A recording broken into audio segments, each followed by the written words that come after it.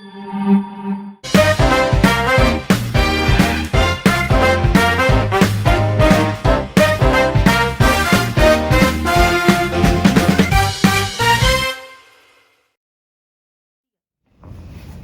kawan pajak, jumpa lagi dengan kami di Ngopi Madu, ngobrol happy bareng KPP Madya 2 Jakarta Selatan 2. Oke, baik, di episode kedua kali ini saya akan berbincang-bincang dengan dua rekan kerja saya. Sebelumnya saya akan memperkenalkan diri dulu. Saya adalah Nurul Ayu Kusmaningrum, penyuluh pajak KPP Madya 2 Jakarta Selatan 2, dan di depan saya ada Mas Aris Dwi Martanto, penyuluh pajak KPP Madya 2 Jakarta Selatan 2. Kemudian di seberang saya ada Mas Didi Arumbawono juga, penyuluh pajak KPP Madya 2 Jakarta Selatan 2. Nah, kali ini kita akan membahas terkait dengan pemindahan ya, mas-mas semua, karena berdasarkan data di kita dari bulan Juni sampai dengan Desember 2021 ada 860-an permohonan pemindah bukuan yang masuk. Kemudian dari 800 tersebut ada sekitar 200 lebih PBK yang ditolak. Kemudian untuk tahun 2022 dari bulan Januari sampai dengan Juni ada 900 permohonan PBK. Kemudian dari 900 itu ada sekitar 194 yang ditolak. Nah, ini mungkin kawan pajak juga pernah ya mengajukan PBK, kemudian ternyata PBK-nya ditolak gitu. Nah, ini nanti kita akan bahas sebenarnya kenapa sih PBK itu bisa ditolak, apa aja sih kekurangan-kekurangan yang tidak dilampirkan, atau kondisi-kondisi apa aja yang membuat permohonan PBK itu ditolak. Nah, sekarang kita coba ngobrol-ngobrol bareng dengan Mas Aris dan juga Mas Didi. Mungkin yang pertama saya tanya ke Mas Aris dulu ya, terkait dengan pengalamannya selama ini. Kira-kira apa sih yang diingat dari permohonan pemindah bukuan yang diajukan oleh wajib pajak itu, terus kemudian Mas Aris pernah menolak gitu? Mungkin ini dulu Mbak ya, formal dulu atau yang material dulu nih kita mau bahas? Formal dulu aja kayaknya. Formal dulu aja ya. Jadi yang paling ku ingat itu, yang paling standar lah, itu kalau ada misalnya dokumen BPN-nya itu nggak sama surat permohonannya. Kok bisa, Mas? Ah, itu dia makanya. Jadi contohnya kayak gimana nih? Nah, misalnya dokumen BPN-nya bilang nominalnya 100.000, tapi permohonan PBK-nya bilangnya 150. Nah, ini sebenarnya yang mau di PBK yang mana nih? Oke. Kalau memang 150 berarti kan BP-nya 150 dong, jangan 100 gitu. Atau mungkin nggak sih wajib pajak itu sebenarnya punya beberapa permohonan PBK ternyata salah ketukar, betul, ngelahirinnya beda gitu ya. Nah, masalahnya kan kita megangnya satu-satu ya, kita nggak tahu itu posisinya ketukarnya di mana. Oh iya. Jadi BP-nya harus menjelaskan. Iya, mungkin kawan pajak juga ada sedikit informasi ya terkait dengan PBK ini. Jadi tidak serta-merta ketika wajib pajak A nanti akan diselesaikan oleh Mas Aris saja gitu, kemudian wajib pajak B diselesaikan oleh Mas Didi saja, tapi ternyata kita memang diberikan secara normal gitu, distribusi merata gitu ya, seperti itu. Oke. Kalau dari Mas Didi, kira-kira apa sih yang diingat Mas untuk permohonan PBK ini yang ditolak? Baik Mbak, kalau PBK itu saya sering ingat ini kadang-kadang ada beberapa PBK itu wajib pajaknya sama ngajuinnya. Itu udah ngajuin sama, terus kita ada pemberitahuan kekurangannya apa gitu.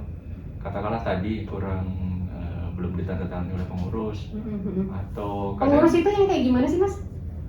Pengurus ini itu ya Mas ya, yang tercatat di SPT tahunan, itu ada direktur, apalagi Mas itu Mas. Sebenarnya kalau pengurus tuh kita ngajunya ke undang-undang PT, Jadi kalau kita buka di undang-undang PT itu disebutkan pengurus itu siapa? Satunya direksi. Nah, berarti kan kalau seperti itu yang mengajukan permohonan harusnya direktur.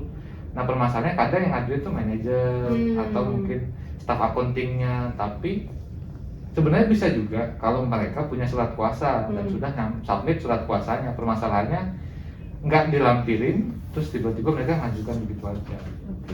Kalau kondisinya direkturnya ganti nih, tapi ternyata di kita datanya masih data yang lama, itu WP-nya harus ngapain tuh?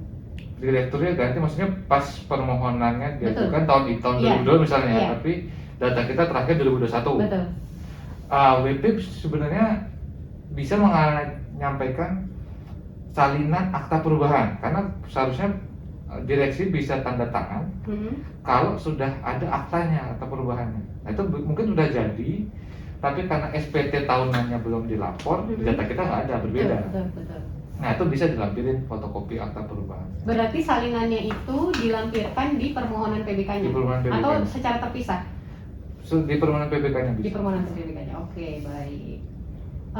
Terus kemudian terkait kuasa tadi ya, kuasa itu sebenarnya harusnya seperti apa sih, Mas? Disampaikan di awal tahun atau setiap ada permohonan aja atau bagaimana? Seharusnya disampaikan di awal tahun, Mbak Nurul.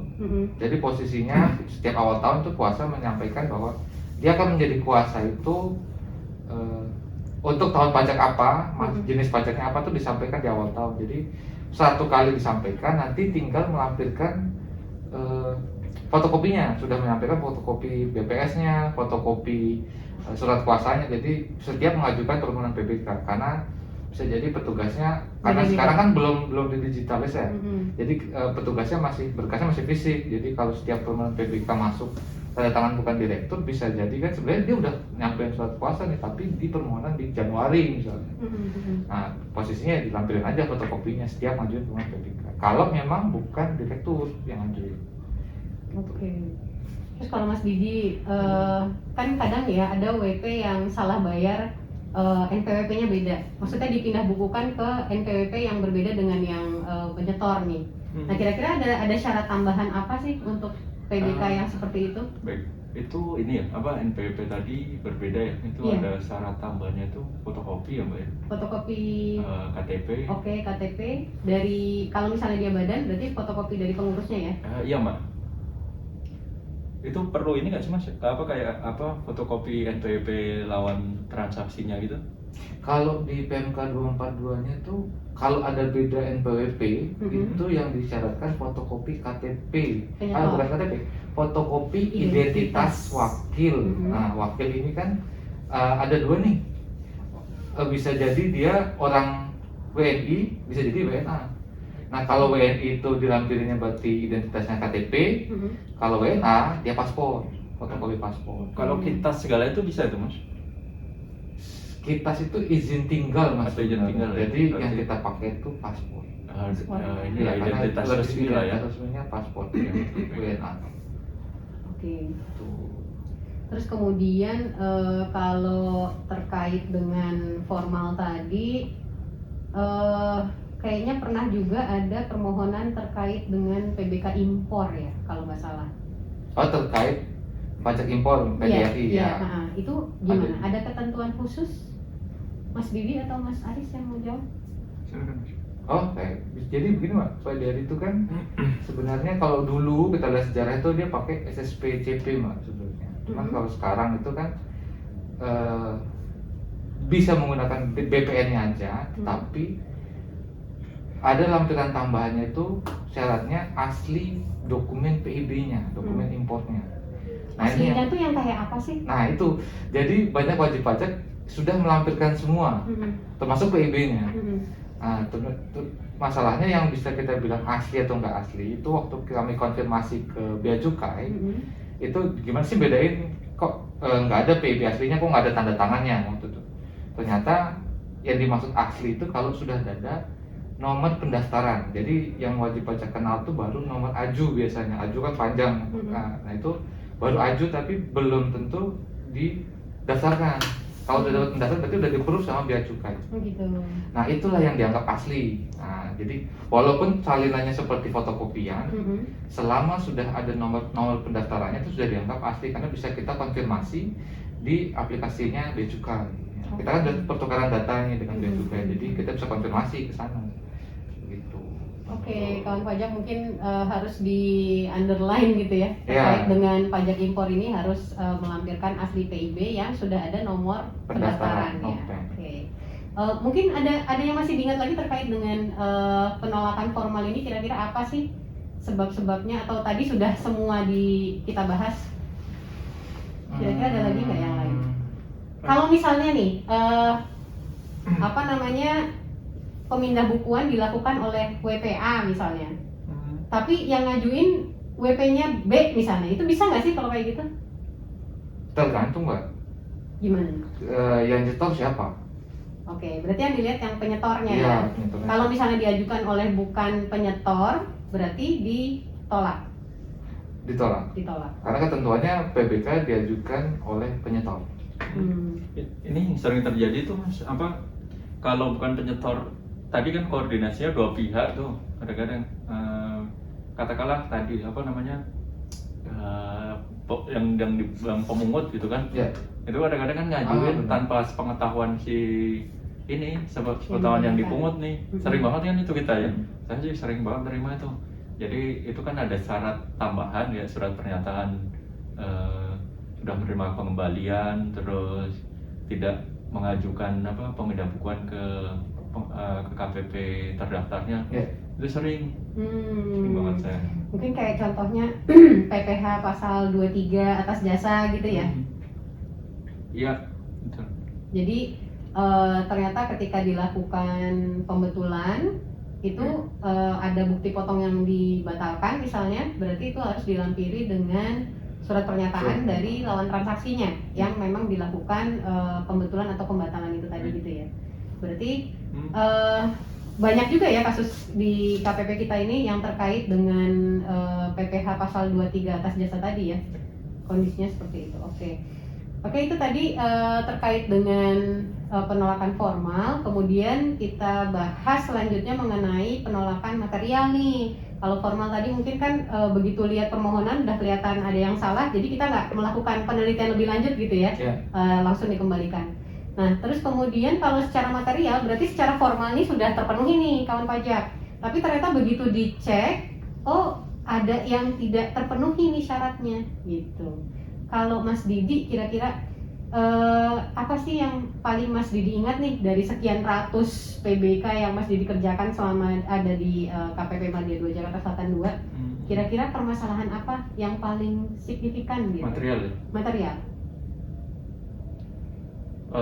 Itu yang sering terjadi tuh itulah apa namanya? Sudah store. Sudah store pajaknya.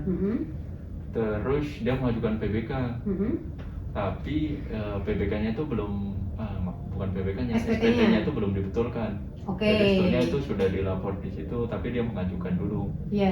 Itu kan jadi ini ya, sudah dilaporkan di SPT, sudah dikreditkan gitu, tidak ada kelebihan pembayaran di situ. Itu beberapa kali terjadi sih. Ya, jadi kawan pajak ketika misalnya kawan pajak sudah melakukan penyetoran, kemudian sudah lapor. Nah, ternyata yang tadi itu salah disetor gitu ya. Kawan pajak betulkan dulu SPT-nya, karena di kita yang terbaca masih atas SSP tersebut memang digunakan untuk pelaporan SPT-nya gitu ya. Gitu ya Pak Didi ya? Iya, betul. Betul ya, oke. Ini Mbak, jadi kalau kita lihat dari sudut pandang WP, kalau pernah diskusi ya, sebenarnya mereka tuh yang memudahkan bagi mereka kan cukup waktu mereka mau membetulkan ada yang salah nih bukti potongnya. Nah, berarti kan dia mau lapor lagi SPT pembetulan. Tapi kode jenisnya kan salah nih. Dia butuh kode jenis yang betul dong. Nah, dia minta PBK. Padahal menurut dari sudut PB kan ya memang gimana saya mau lapor yang betulnya kalau saya nggak ada bukti PBK. Nah, jadi sudut pandang WP itu begitu Mbak, makanya mereka langsung aja PBK aja. Iya, benar banget. Jadi baiknya gimana nih? Ya, yang agak repot sedikit dari WP-nya, yaitu ya batalkan dulu, buktikan kalau memang ada yang salah, karena kan berarti sudah link tuh antara SSP sama bukti potongnya. Nah, berarti harus dipisah dulu tuh, bahwa memang oh ini bukti potong ini keliru karena kode jenis setorannya harusnya bukan 102 misalnya, harusnya 104 atau 101. Nah, itu yang dibatalkan dulu atau dibetulkan, baru dilapor lagi SPT-nya supaya ada kelebihan pembayaran. Nah, baru dilapor lagi setelah ada pemindahan bukuan. Jadi nanti yang di SPT itu bukti PBK, bukan SSP-nya lagi. Oke. Ya, kira-kira udah lebih tergambar dengan jelas ya untuk kawan pajak, untuk nanti ketika mengirimkan PBK bisa lebih diperhatikan lagi. Nah, kalau saya dulu pernah dapat juga PBK terkait dengan PPN JLN nih, jasa luar negeri. Nah itu kan mulai tahun berapa ya kode wajib pajak itu tidak berubah mengikuti dengan kode KPP-nya. Kalau dulu kan ketika WP dipindah dari KPPA kemudian ke KPPB, maka NPWP-nya dia akan berubah mengikuti kode KPP-nya. Tapi mulai tahun berapa ya saya lupa, 2000 something gitu ya, baru-baru ini itu ketika pindah KPP maka kodenya tidak berubah nih. Nah ada beberapa WP yang ternyata membayar PPN JLN ini mengikuti kode KPP sesuai NPWP-nya. Padahal sebenarnya KPP-nya dia sudah berubah gitu. Kayak misalnya ilustrasi seperti ini. KPP wajib pajak badan A dengan NPWP kode KPP-nya 013 misalnya. Itu mulai SMO kemarin dipindahkan ke KPP kita dengan kode 096. Nah, kemudian dia ternyata memang membayar dengan kode yang 000 000 tadi gitu. Nah, itu minta dipindah bukukan. Itu gimana? Ada yang punya pengalaman juga nggak? Kalau aku pengalamannya gini Mbak, jadi kesalahan yang paling sering WP PPN JLN ini karena dia nginputnya pakai NPWP dia sendiri. Jadi 01, 001, 013, 00. Jadi NPWP pribadi dia atas nama PTA dengan alamat PTA. Nah itu kan waktu mau diinput itu nggak bisa, nanti di reject sama sistem karena seharusnya bukan begitu. Karena ketentuannya dia 9 digit pertamanya kosong, dilanjutkan 3 digit kode KPP, 3 digit kosong lagi. Nah posisinya si WP ini pas mau PBK itu dia ngajuinnya ke 013, ke kode KPP-nya, ke kode NPWP-nya dia. Padahal ketentuannya itu ke kode KPP terdaftar. Nah, jadi waktu WP ngajuinnya sebenarnya benar dari NPWP PTA, kemudian diminta PBK ke 00013. Permasalahannya kita nggak bisa PBK ke sana karena itu berarti tidak sesuai dengan ketentuan. Harusnya ke 096000. Nah itu beberapa kali ditemukan, kita kembalikan, kita tolak dulu. Jadi posisinya sekaligus edukasi ke WP-nya. Seharusnya pembayaran PPN JLN itu nanti menggunakan kode KPP 096 loh, bukan 013. Oke.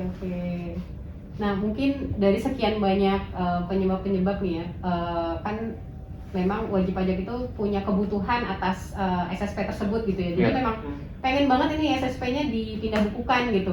Bisa nggak sih diajukan lagi ketika sudah dapat nih surat penolakan gitu ya? Diajukan lagi bisa nggak? Atau sudah tertutup kemungkinan nih?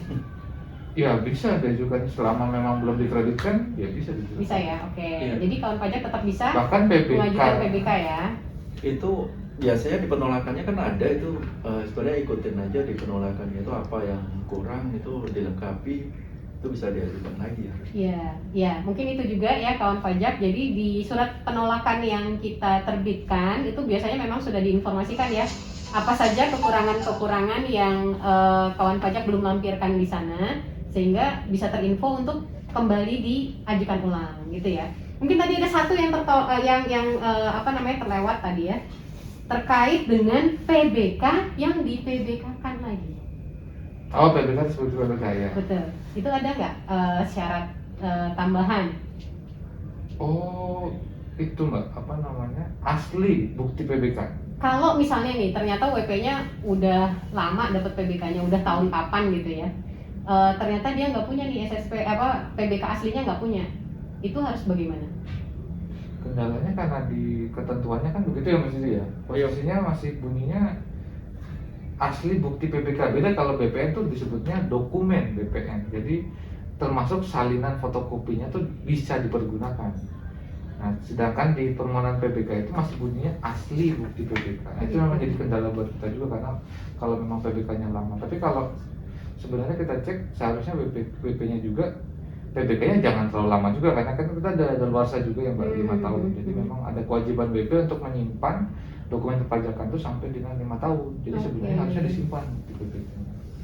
Jadi memang harus menyertakan PBK aslinya ya, karena kita tarik nanti kan akan diterbitkan dokumen PBK yang baru gitu ya. Oke, mungkin ada masukan lagi dari dua mas-mas ini? Kira-kira apa yang tadi belum sempat kita bahas? Ini sih mungkin secara umum sebetulnya PBK itu kan ada di PMK 242 Betul. tahun 2014. Iya. Mungkin itu dipelajari lebih lanjut. Sebelum maju formulirnya juga ada di situ. Terus mungkin kalau misalnya masih ragu, tadi kan sebetulnya daripada diajukan ini cari informasi dulu mungkin via Telepon ke ya, KPP. WA ya, Iya. sekarang terbuka banget ya kita komunikasinya, jadi bisa ditanyakan dulu kira-kira apa saja lampiran-lampiran yang dibutuhkan terkait dengan permohonan PBK yang nanti akan diajukan oleh kawan pajak. Oke, saya pikir cukup jelas sekali penjelasan hari ini. Mudah-mudahan bisa menambah happy kawan pajak ya, supaya nanti setiap ngajuin pemindah bukuan disetujui gitu ya, bukan yang tiba-tiba udah agak lumayan gitu ya, berapa hari ditunggu ternyata yang datang surat penolakan, kan itu sedih banget gitu ya, harus ngulang lagi dari awal. Jadi itu saja untuk podcast kita yang kedua kali ini. Mudah-mudahan wajib pajak, kawan pajak tetap sehat dimanapun berada. Demikian, selamat sore.